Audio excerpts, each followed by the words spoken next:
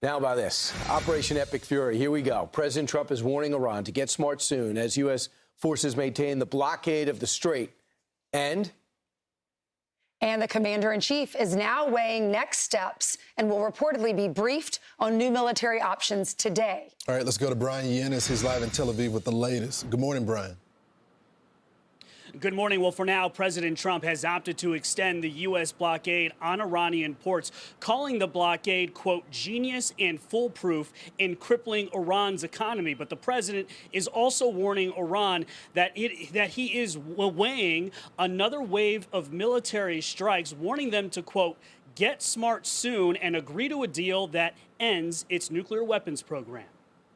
Now they have to cry uncle. That's all they have to do. Just say, we give up. When you have to fly 18 hours every time you want to have a meeting, and you know what the meeting's all about, and you know they're going to give you a piece of paper that you don't like before you even leave. It's ridiculous.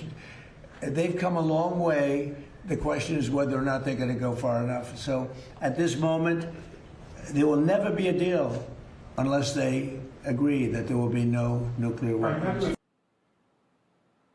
Axios reports the president is set to be briefed this morning on military options. Quote, CENTCOM has prepared a plan for a short and powerful wave of strikes in Iran, likely including infrastructure targets, in hopes of breaking the negotiating deadlock, three sources with knowledge said. Now, the hope would be that Iran would then return to the negotiating table, showing more flexibility on the nuclear issue. Now, several military options reportedly also include taking over part of the Strait of Hormuz to reopen it to shipping, potentially with ground troops, or using special forces to secure Iran's stockpile of highly enriched uranium. Now, CENTCOM is also looking at deploying hypersonic missiles for the first time. Bloomberg reports that CENTCOM has asked to deploy the Dark Eagle hypersonic missile to the Middle East in response to Iran moving its ballistic missile launchers further out of range. Meanwhile, in Iran, large crowds gathered in Tehran Wednesday against the U.S. and Israel. Iranian officials insist that Iran can withstand the U.S. blockade